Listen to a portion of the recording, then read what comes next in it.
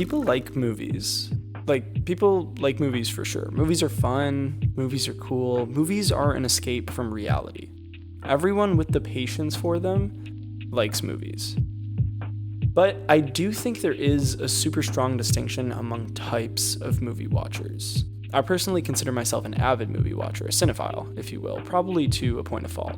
I tend to state my opinions regarding film as facts, and I tend to be extremely judgmental of many differing opinions.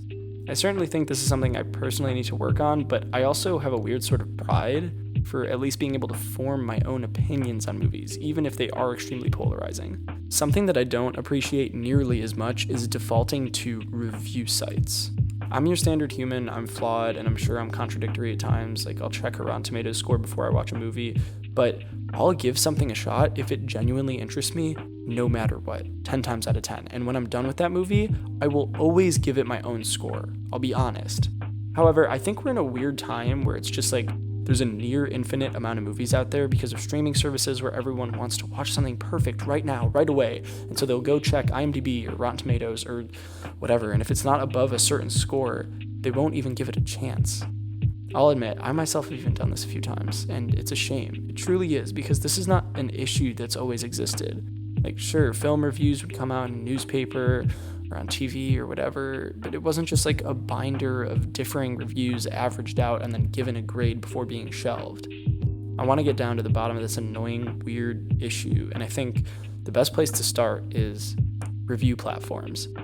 I might be in the minority, but when I'm thinking about this stuff, my brain defaults to Rotten Tomatoes. I'm not sure if it's because it comes up first, in the center on Google, or because it's the most mainstream, or I don't know, but when I'm thinking about how good a movie is, I'm thinking in terms of X out of 100%. This is a grading system that I somewhat appreciate, but what I definitely don't appreciate is the binary system in which these reviews are actually formed. If you guys don't know, Rotten Tomatoes basically just takes a bunch of reviews and then assigns them either a thumbs up or a thumbs down. Let's call that thumbs up 100% and the thumbs down 0%. And then they average all of it out and boom, there's your Rotten Tomatoes score. The one that comes up on Google is the critic score, and if you go in a bit more in depth, there's the audience score. I just think that this is a really weird process because it really kind of doesn't give you the accurate score, what it should be. I'm not going to turn this into a boring math video, so just super simply, a 4.9 repeating 99999 out of 10 means hey, this is mid, but Rotten Tomatoes will call that a 0, a bad movie. And then if you give a movie a 5.1 out of 10, they'll just call that a 10, goated movie, no matter what, which makes no sense. And their logic is that it'll just average out eventually, but to me, it just kind of feels like cutting corners. Low critic score, high audience score gives a dumb but entertaining vibe because average moviegoers want to just go have fun, and then a high critic score, low audience score gives a super boring vibe because critics are patient and they want to appreciate all the boring stuff. And I want so badly for it not to be, but the exceptionally weird thing about all of this is that Rotten Tomatoes is pretty accurate. If you Google your favorite movies right now and go to Rotten Tomatoes, the reason that it is your favorite movie will be instantly evident. Except Spy Kids. This score makes absolutely no sense. But seriously, if your favorite movie is Get Out by Jordan Peele, and you look and boom, okay, 98% for critics and 86% for audience. That really checks out. This is an Academy Award-winning film, super respected, so the critic score should be high, and then it's a little heady, a little cerebral. Not everyone wants that in a movie, but it's pretty action-packed, and it's darkly funny, so whatever, the audience score makes sense too. So, cool. What we learned from this is that from 405 critic reviews, 9 of them didn't like it. It all checks out. The annoying thing is, I have no idea what any of their individual opinions are. Did the 9 people say it was a 1 out of 10 or a 4.9 out of 10 or what? And did the other 396 people love the movie, or did they just find the movie slightly above average? Because if it's just slightly above average to all of them, to every single critic who gave it a thumbs up, I would never in 1,000 years know that to be true because all I see is a massive 98%, and I have to assume that the movie is godly, near perfect from a critical standpoint. Sure, I could dive in and go look at the individual reviews, but no, I won't do that because no one has time for that. So now you're probably thinking, why care so much? And I wish I didn't, but I do. And I think a lot of people do. Because like I said, we only have so much time and energy. Most people only have enough time to watch like a movie a week, and a lot of people don't want those 2 hours or so to be a waste. So they run a quick Google search and go right back to the top of all this. Except for my parents. My parents have a superpower when it comes to film or TV. I think it's a generational thing because I have never heard either one of them talk about reviews in my entire life. They have fully formed opinions about the movies they've seen, and they know what they want to see, why they want to see it, when they want to see it, etc. They will just scroll through Xfinity on demand and pick something that looks interesting. My dad even is often like, why do we have all these streaming services? Like, we don't need them. And yeah, he's probably right. We probably don't. Without all these services and review platforms, I'm sure that there would be dozens of movies that currently, for whatever reason, don't interest me, and then I would give them a chance, and maybe I'd fall in love with a few of them. It's never too late to change, I guess. But something I will never change on is watching trailers. You know the worst part about seeing a movie at AMC? Watching the Nicole Kidman thing. You know what the best part about watching the Nicole Kidman thing is? It means the previews are over. Previews are fun. To a certain degree. I loved trailers and previews as a kid, and what I loved so much about them is that they're kind of like their own little art form. Like, how can you concisely tease your product in a way that is super fun and engaging for a short amount of time? It's almost like a song. My girlfriend loves trailers. She has this list of her favorite trailers because she views it this way, like it's a song or a video essay that has been carefully crafted. I totally get that. They're exciting and cool. What I'm extremely frustrated with is the way that the groups who put together a lot of these trailers, not all, but a lot of them, have completely lost faith in their audience. They must think that audience members have close to no patience because they will show every single important or exciting moment that the film has to offer. This is why I'm relieved to see Nicole Kidman's face at AMC, because it means that the infinite spoiler roll is finally over. There's been countless times where I've gotten to a certain moment in a horror movie where the jump scare just isn't scary anymore because I've seen it happen already. Or there's a big lead up to a triumphant moment where I know there's this upcoming intended to be famous line, but I've already seen the line a million times in AMC. Or there's a joke in a comedy movie that will never get the laugh because every person sitting around me already knows the punchline. I've actually sat in a packed theater for multiple comedy films where there's just a minute of straight silence during the supposed to be funniest part in the movie because everyone has already seen the scene when they went to watch Avatar 3 weeks ago. The other thing about trailers that I find frustrating is that sometimes they do this thing that I like to call an implicit spoiler.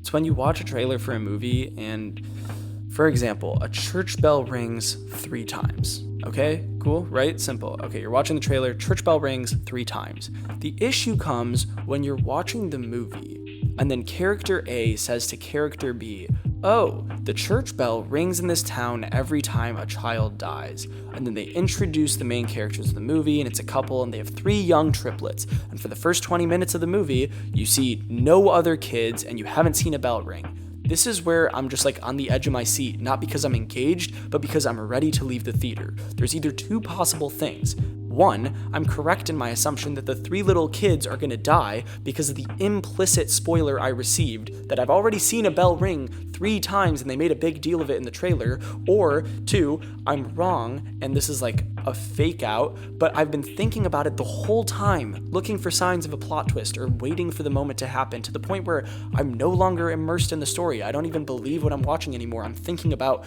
the writers and the people who put together the trailer, completely out of it. Either way, if I hadn't seen the trailer for the movie, or if the trailer was just better, this wouldn't be on my mind. The other thing that the movie theater experience really makes me think about is the box office. I'm an AMC A-list member, which I really recommend to anyone who really likes going to theaters. You save a lot of money if you don't get popcorn and stuff every time you go, so check that out. But anyway, I go to the movie theater a lot, probably twice a week. It's where I've discovered a lot of movies that I feel like I otherwise never would have. In this becoming part of my regular life, I've become a lot more interested in box office performance of different movies. Obviously, this has been on everyone's mind a bit lately with the success of Barbenheimer, but I think that there's something inherently interesting about a monetary metric for how popular a movie is, especially when you had no idea it was. Okay, so let's play a little game. I'm going to name you 3 movies, and I want you to try to rank them from what made the most money at the box office to what made the least money at the box office. Before we play, I know a lot of people aren't familiar with how much money movies make, so here are some examples of how much money given movies have made at the box office. Cool. Okay, so here we go. First, Independence Day. Will Smith, Independence Day. Next, Jumanji with The Rock. Jumanji, the remake, not the one with Robin Williams, the remake. And finally, third, classic Marvel, Guardians of the Galaxy, the original, Guardians of the Galaxy 1. Okay, if you really want to challenge yourself, try to guess the exact box office. If you don't want to, just try to rank them for me. Try to rank them. Okay, cool. I'm curious, did you by any chance think that Guardians of the Galaxy made the most money? Maybe? Maybe not. I don't know. No idea. You want a plot twist for me, though? Guardians of the Galaxy made the least amount of money among these 3 movies. When I realized this, I was actually speechless. I started laughing, and then I, couldn't comprehend it. How could it be that one of the most popular Marvel sub-franchises is less popular than a Jumanji reboot and this Will Smith alien movie that my dad used to watch on cable? Because we have no idea what people like. Okay, I was kidding a little bit earlier. I know Independence Day was super popular, but with how many people are constantly lining up to see Marvel movies, I pretty much have just always expected that these movies made the most money. But historically, there are some weirdly popular movies. Let's get back to that Jumanji reboot. What?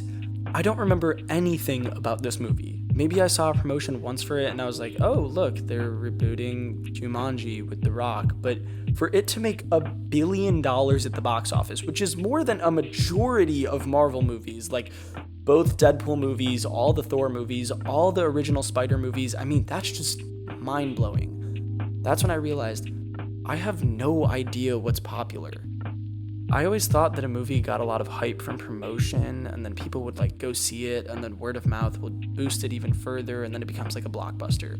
But no one told me to go see this Jumanji The Rock edition, or Captain Marvel, or Aquaman. And some of these huge blockbuster movies have mid to low audience reviews, so it's if people don't even like it, who's spreading the word? How are more people buying these tickets every new week? And honestly, the answer is, I don't know. I really don't know. It's just a weird part of the current state of movie culture. You slap The Rock onto an action movie or release a new Marvel or DC movie, which, by the way, I thought was near universally hated on the internet, and it's just going to make hundreds of $millions. There's no way around it. That's how it goes. People will go see these movies based on what I can only assume is the name value and the general spectacle of them. They're coming from comic books or video games or other adaptations, which makes me a bit upset because there's so many underappreciated movies that are being released with so much more care being put into them, but I don't know what the fix for this is. In the current state of the film world, I don't know if there is a fix. And maybe that's cool. Something very interesting to me, however, is the complete inverse of these movies.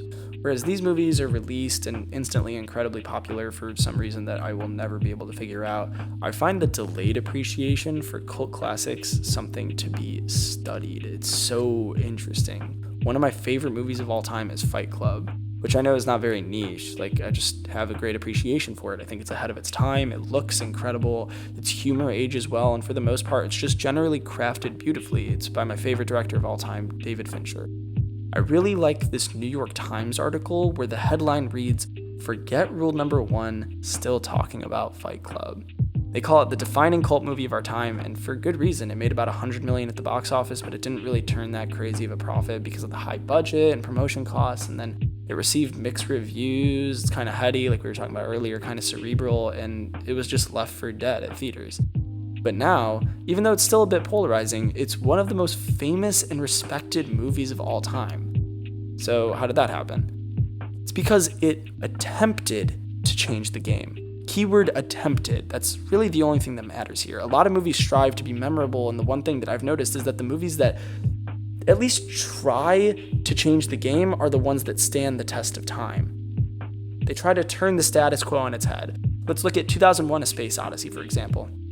I'll get off my high horse real quick and just be like, this movie did not interest me for an insanely long time. Like, it's pretty old. It's from before my parents were even born, and it seemed like a boring version of the cool sci-fi films that I'd grown up on, like Star Wars or Star Trek. That's a lie. I never liked Star Trek.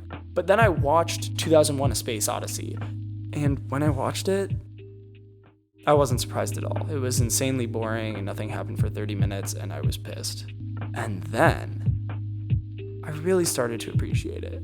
Truly, I challenged myself mid-watch to try and understand why the movie is as respected as it is, and I came to the conclusion that it's because it did exactly what initially frustrated me. It gave itself room to breathe, and it did exactly what I was complaining about earlier with movie trailers. It put some faith in the audience members. It had incredibly long shots and an ambiguous and pretty convoluted story and complicated themes, and it trusted me, the viewer, half a century later, with all of it. I think the moment that really made me appreciate the film was the famous line where Hal says, "I'm sorry, Dave. I'm afraid I can't do that." And it's so dumb that it stood out to me because it's probably just subconsciously that I've heard it online or in memes or, yes, probably on TikTok or YouTube, and I was just hit with this wave of like, oh my god, they created something over 50 years ago that still is giving people goosebumps in the modern day. People that were never its intended audience. Quotable earworms and mesmerizing shots, and I couldn't stop but think, how on earth did they do that? And it took me out of the story, it did, but the beautiful thing was, it didn't really matter.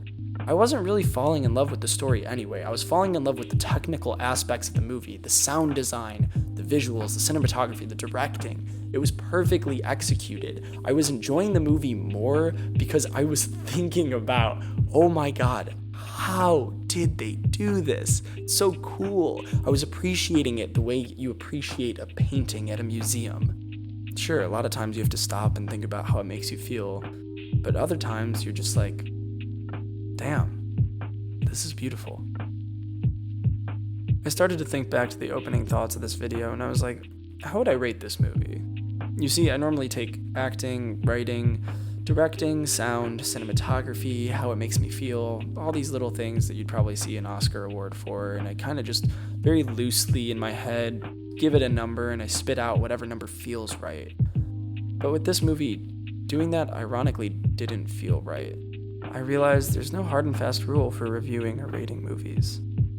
I may love something one day and then absolutely hate it the next. I may only care about the plot or only care about the technical work, but at least I gave it a chance. So, yeah, I think I'm gonna stop looking at reviews.